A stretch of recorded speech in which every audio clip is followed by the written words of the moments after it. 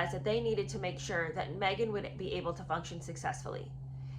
Yes, there was the support, but it was support for Meghan in an underhanded way against the royal family.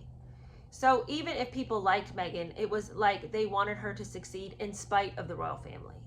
They wanted her to go on to be the Diana that Diana hadn't gotten to be because of the horrible royals that had held her back at every turn.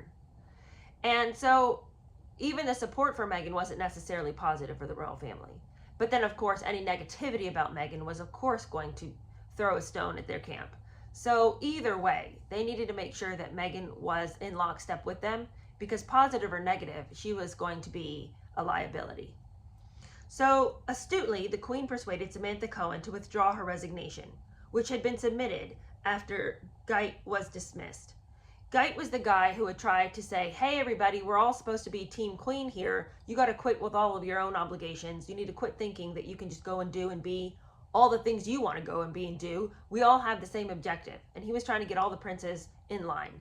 And Charles and Andrew bucked against that exceedingly and went to their mother and said, Mother, stop him, fire him, get him out of here.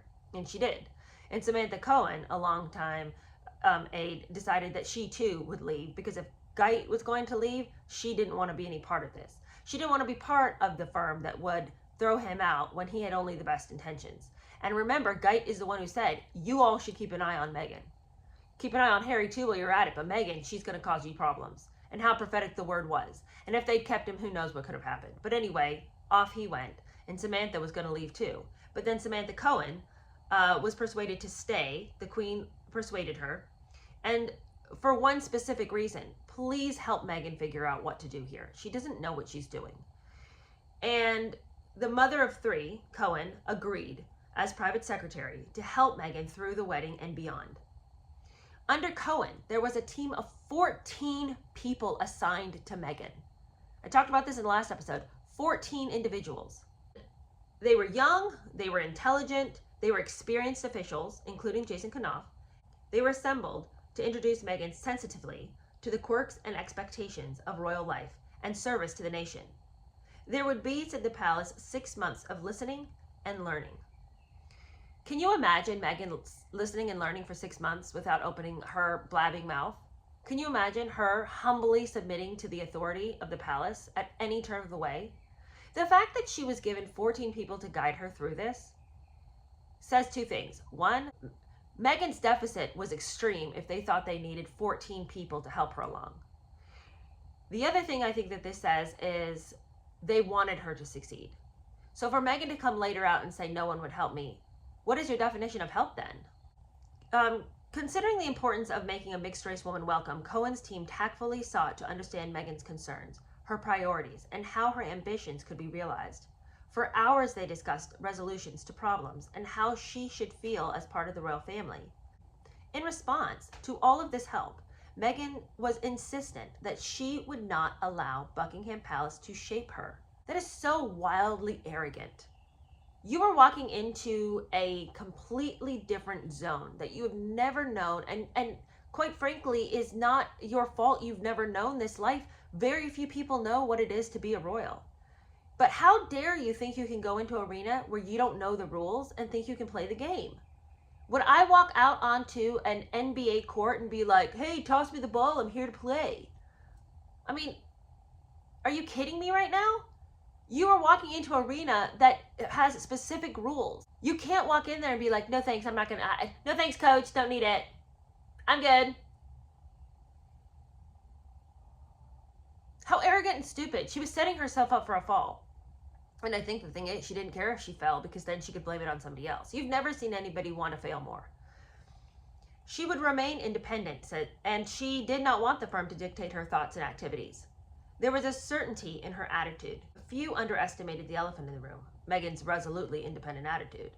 But no one anticipated the battle to come. The courtiers expected her to join their society with unquestioned loyalty to the crown. In her subsequent interview with Oprah Winfrey and other interviews, Meghan denounced the palace staff for failing to discuss her needs and objectives from the onset. But see, this doesn't work, because prior to that interview, Omid Scobie, her little, spokesperson, had hustled on out with his little pamphlet of papers to give his edicts, and he said accurately the queen was wonderful and warm and generous towards the new duchess, and he made sure, right, she made sure that Meghan knew what was going on. This is what Scobie says. He also added that Charles made sure Meghan was supported as she navigated the ups and downs of life in the public eye. It's important to note that in Spare, Harry also talks about how supportive Charles was of Meghan and how they really got along and how they seemed to have a lot to talk about and how Meghan really charmed him. So, to act like the family to the last one of them was cold and mean and bitter and unkind and just gunning for her to fail, nothing could be farther from the truth. So Meghan's little, talk with Oprah about no one told me anything. I didn't know one thing. I didn't know how to curtsy. I didn't know the national anthem. I was just thrown into this and no one told me. First of all, even if that were true, that's on you for not knowing some of that stuff. Because if no one was going to assign help, you should have gone and asked for help. Moreover, if no one's going to assign help, what about all those skills you had in researching when you had the TIG? Why didn't you go online and find out some answers? Like she clearly hadn't had any problem finding out answers on how to track Harry like a hunter, like a stalker. Yet somehow she figured that one out. She can't, Google the lyrics to the national anthem. Give me a break. Meghan did not feel the same way towards Kate, though, as far as all the support. Even though Scobie came out and said everyone has been so nice to Meghan, Meghan has always remained consistent that Kate wasn't all that Kate could be.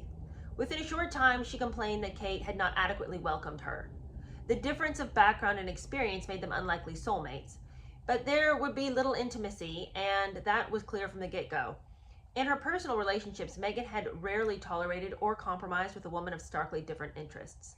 Kate was recognized as an adversary who had to be reckoned with. The thing is, Kate was not going to be manipulated like all these other clingers-on who were, dazed by Meghan's dim star. All these other people looked at Meghan as somebody that they too could network with and were only willing to be friends with her because she was just, half a rung up the ladder. Well, Kate doesn't need that. But moreover, I don't think Kate is of the personality that would even function like that in relationships. Like, I'm going to be your friend because I can get something out of it.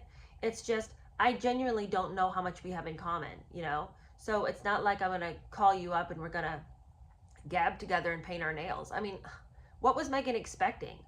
Catherine is a mother. She's got tons of royal duties. She's got so much on her plate. For her to not be able to be like, hey, let's go do lunch. Let's go grab coffee together. Let's go do yoga. Like, okay, that's just not going to happen. She's not in a world where Catherine could do that, even if Catherine was inclined to want that kind of friendship.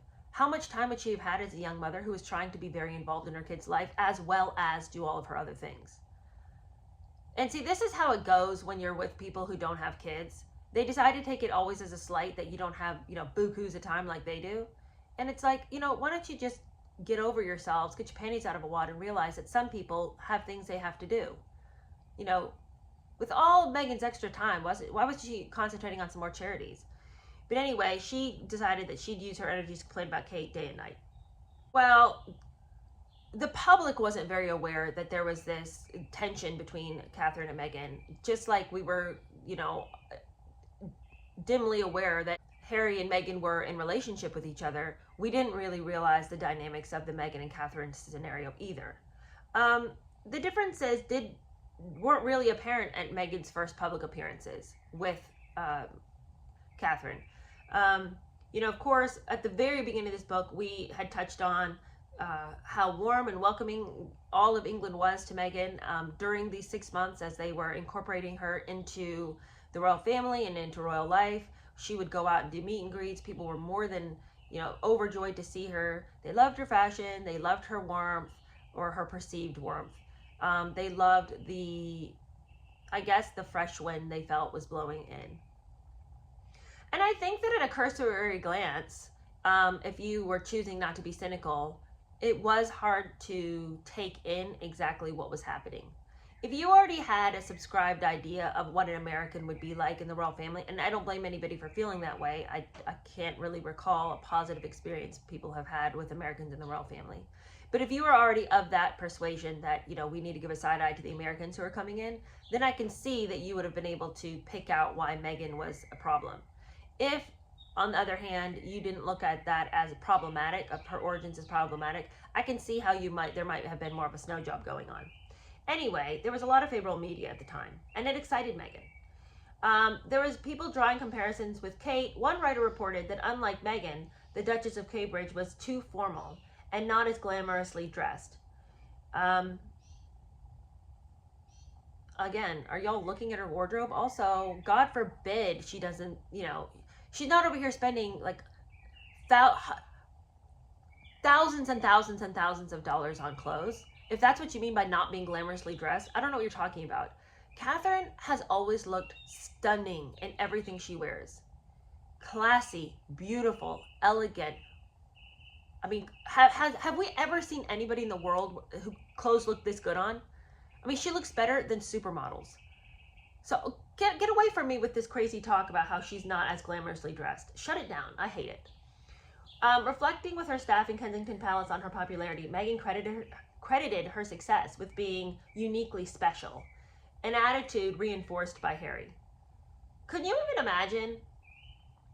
There Meghan is, bathing in the praise that has come to her from all these media outlets. And rather than just be happy to let it be, she's over here trying to let everybody else know, yeah, you know why they're saying that? It's because I'm so unique. Because I'm so amazing. I mean, you're just not going to find anybody that is as warm and engaging and beautiful and, right on the spearhead of fashion. It's just going to be hard to find somebody like this. And I'm sure it's a breath of fresh air for all of you who have had to just deal with such stuffiness. It's going to be really fun to be able to bring life into this very dead family.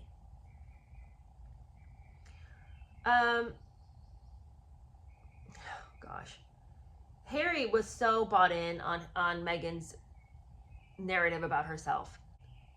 Diana Stardust was falling onto Meghan. This is what Harry suggests. What is the deal with his mom and the dying star theme? Or the star that's being born? He's got this imagery. It was all in the preface of Spare about how his mother was a star. She was a star with, brilliant light. She was inexplicable. She was incomprehensible, just as a star is. And then again with this, my mother's Stardust is falling on Meghan. Is she Tinkerbell? What are you talking about, your mother's Stardust? None of Meghan's staff volunteered that only by being a member of the royal family was Meghan special.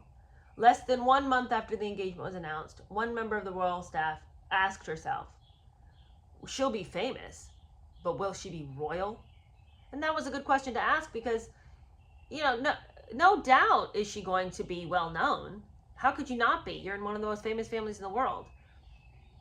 But being famous and being royal are completely different things. And Meghan had no desire to be royal. She had no desire whatsoever to fit those personality traits into her life.